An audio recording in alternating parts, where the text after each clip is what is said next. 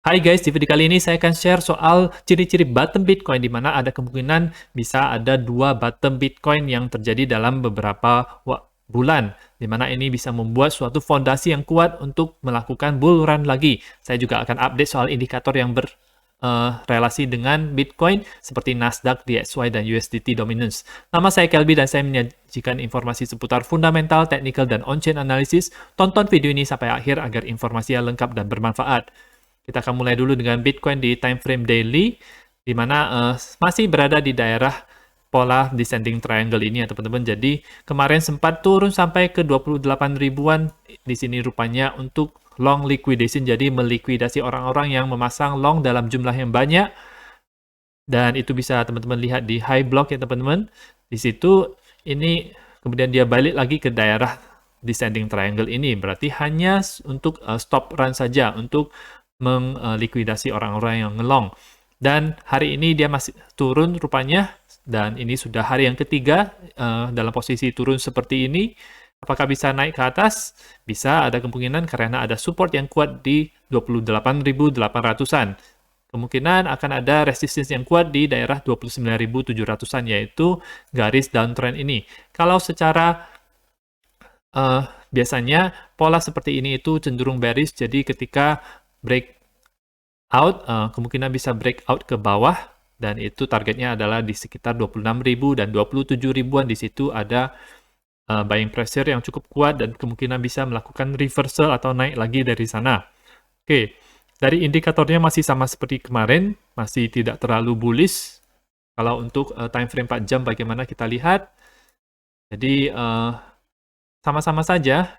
Di sini ada wick yang panjang yang kemarin itu untuk long liquidation. Money flow sayangnya kemungkinan akan berubah menjadi merah ya teman-teman. Oke, dan kalau kita lihat dari indikator-indikator ini bearish untuk 4 jam. Next, itu adalah Bitcoin Dominance, di mana altcoin sungguh-sungguh melemah terhadap Bitcoin. Kelihatan di Bitcoin Dominance, Bitcoin Dominance lagi uptrend, lagi mengarah ke atas, dan kemungkinan bisa ke daerah 50, 52, 53. Di situ adalah tempat kemungkinan akan ada rebound sedikit dari sana, turun sedikit, jadi altcoin bisa bernafas lega. Meskipun kalau kita lihat altcoin di sini dia sudah turun sangat banyak ya teman-teman, sangat banyak jumlahnya ke bawah dan masih downtrend juga, masih bearish. Benar-benar kita lagi berada di bear market ya teman-teman, di mana altcoin itu bisa dihancurkan sampai menjadi debu. Oke, dari indikator sendiri ini masih bullish, masih naik, ininya juga masih mengarah naik, money flow-nya itu dan momentum wave-nya itu dia masih mengarah ke atas, jadi bullish untuk Bitcoin Dominance. Oke, hal ini sangat kelihatan di Ethereum Bitcoin, di mana Ethereum Bitcoin gagal menembus supportnya, jadi langsung turun ke bawah. Supportnya berada di 66, sekarang berada di 60. Penurunan yang sangat signifikan untuk Ethereum Bitcoin. Menembus garis support yang di sini juga, dan sekarang akan mencoba untuk apakah bisa rebound dari daerah sini, daerah 53 sampai 58. Oke, dari indikator ini masih bearish, tidak ada bullish divergence. MACD juga, money flow juga memerah, jadi bearish untuk altcoin seperti ini. Altcoin yang lain yang akan kita lihat adalah Cardano. Ini kita lihat Cardano USD, dia mengarah lagi ke bawah, tidak bisa membuat yang namanya higher high di sini, jadi tidak bisa lebih tinggi daripada swing high sebelumnya. Dia harus ke setidaknya ke 1,3 dolar agar bisa naik lagi ke atas. Tapi ini masih downtrend ya teman-teman, kemungkinan akan retest di daerah sini 0,4 dolaran. Di situ ada support yang kuat, dari situ mungkin bisa ada relief rally sedikit ke atas. Untuk Cardano Bitcoin bagaimana? Dia berada di garis support yang cukup besar ini, tetapi masih ada kemungkinan bagi Cardano Bitcoin untuk tembus lagi ke bawah karena altcoin akan benar-benar sangat melemah ketika Bitcoin Dominance itu naik ya teman-teman. Next adalah dari 1.500-an itu dia bisa ke 1.100-an. Di sini ada garis support yang kuat juga, yang menopang menjadi resistance daripada harga Cardano di masa lalu. Oke, kita akan lihat untuk indikator daripada yang memiliki relasi dengan Bitcoin, di mana ini adalah USDT dominance. Dia breakout dari pola ini, ya teman-teman lihat. Oke, sudah breakout ke atas. Udah hari kedua ini dia breakout dan sekarang berada di garis resistance ini, ya. Dan ini menandakan melemahnya Bitcoin dan altcoin terhadap USDT. Jadi orang-orang lebih banyak memegang USDT daripada yang lainnya. Dan stablecoin lainnya juga lebih banyak dipegang daripada memegang koin, karena koinnya itu nilainya itu semakin turun. Meskipun ini mungkin semacam konfirmasi apakah dia bisa naik lagi atau tidak, apakah ini akan bergerak menjadi downtrend. Kalau misalnya dia membuat yang namanya lower high di sini, jadi puncaknya itu tidak setinggi daripada puncak sebelumnya, maka USDT dominance itu bisa turun dan akan ada relief rally untuk Bitcoin dan kawan-kawan.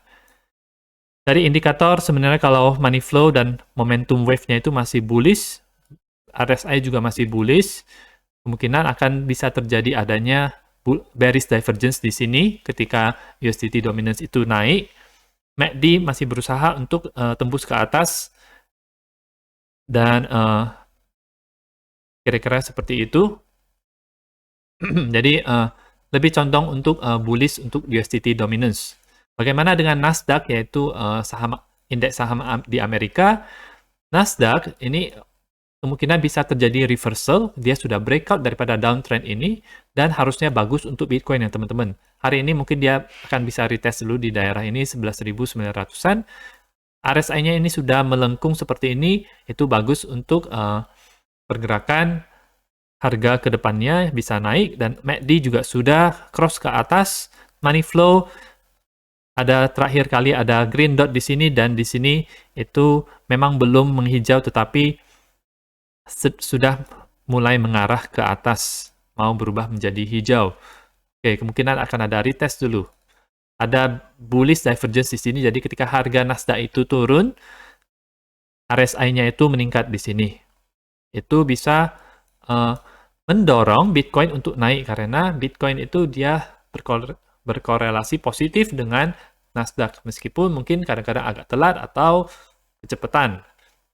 Nah, harusnya kalau misalnya Nasdaq bisa naik ke daerah yang lebih tinggi, Bitcoin itu juga bisa naik ke daerah yang lebih tinggi dan breakout daripada garis downtrend ini. Mungkin dia bisa ke 31 ribuan, ke 32 ribuan, daerah-daerah itu. Oke, dan yang terakhir adalah DXY. Ini bagus untuk Bitcoin dan saham Amerika, karena DXY sendiri ini dia berada di dalam posisi downtrend. Dia sudah mencoba untuk breakout daripada garis resistance yang sangat kuat ini, yang merupakan garis resistance dari sejak 2016. Kemudian ada satu titik di sini 2020 dan di sini juga ya teman-teman. Jadi harusnya Nasdaq dan Bitcoin itu naik, tapi kenyataannya untuk Bitcoin dia masih sideways di sini saja. Mungkin lagi dipermainkan oleh whale ya teman-teman. RSI ke bawah, MACD ke bawah, money flow itu mulai ke bawah, jadi bearish untuk DXY. Bagus sebenarnya untuk Bitcoin. Jadi mungkin kita harus siap-siap ambil posisi di sini. Mungkin kemungkinan besar Bitcoin bisa melihat baiknya ada kabar baik dari Nasdaq dan DXY. Harusnya Bitcoin itu dia bisa naik ya teman-teman. Mungkin dia agak telat aja. Jadi saya akan siap-siap untuk ambil posisi untuk mengantisipasi kalau dia akan naik ketika Nasdaq naik bullish dan DXY ini bearish ya teman-teman. Oke. Dan ini adalah chart dari Red Capital yang memang spesialis untuk Bitcoin. Di sini adalah harga daripada Bitcoin dan ini merupakan 200 week moving average. Jadi moving average 200 minggu. Ini adalah garisnya, di mana bottom-bottom sebelumnya di 2015 dan 2016, itu harga Bitcoin itu menyentuh di daerah bottomnya tersebut, ya teman-teman. Jadi, ada dua kali, satu kali dan dua kali di sini. Oke, dan di 2019 juga ada terjadi di sini, dan terjadi lagi di 2020, menyentuh lagi daerah 200 weekly moving average. Jadi, pertama ada koreksi yang dalam dulu, di sini, kemudian dia bounce naik lagi, lumayan, terus turun lagi ke sini. Jadi kemungkinan besar hal yang sama bisa terjadi, di mana sekarang ini adalah bottom yang pertama, jadi dekat-dekat dengan bottom yang pertama, di mana kalau kita aktifkan weekly 200 weekly moving average-nya itu di berapa, kita akan lihat. Oke, ini saya buka ini. Saya akan lihat ini. Oke, kita akan lihat yang ini saja. Harganya berada di 22 ribuan. Jadi di situ kalau misalnya dia harga Bitcoin menuju ke situ, teman-teman bisa membelinya karena di sini kemungkinan bottom-nya itu sudah dekat ya. Jadi memang masih bisa ke daerah 18.000 lagi, tetapi kalau lihat dari data histori masa lalu, daerah ini merupakan daerah bottom daripada siklus-siklus sebelumnya. Setelah ini apa yang terjadi? Kemungkinan akan ada relief rally. Jadi kalau di tahun 2015 itu akan ada naik seperti ini, naik dulu, baru turun, tes lagi, turun lagi, kemudian naik lagi, tes lagi. Dan di sini ini lumayan, jadi bisa naik 3-4 kali lipat daripada bottom di sini, jadi itu lumayan banget kalau untuk teman-teman yang bisa trading. Dan kemungkinan besar juga bisa terjadi, di sini bisa naik lagi mungkin ke 50 ribuan atau lebih bahkan atau ke 72.000 bahkan kalau misalnya sangat positif sebenarnya kalau situasi ekonomi dunia itu membaik itu bisa bagus kemudian turun lagi ke daerah ini ke 29 ribuan atau 30 ribuan dari situ baru bisa melanjutkan bull run yang baru dan ini merupakan salah satu skenario daripada bottom Bitcoin jadi oleh Reg Capital. Nah, menurut teman-teman bagaimana? Apakah bisa terulang bottom 2 kali ini untuk di siklus kali ini atau hanya satu bottom saja? Teman-teman komentar di bawah dan kira-kira harga bottomnya itu berada di angka berapa dan apakah teman-teman sudah menyiapkan uang untuk membeli atau teman-teman mau beli nanti saja? Teman-teman bisa komentar di bawah ini. Ini informasi untuk pada hari ini. Semoga bermanfaat buat teman-teman yang berinvestasi Bitcoin dan kripto. Dukung channel saya dengan mengklik like dan subscribe dan nantikan video saya selanjutnya.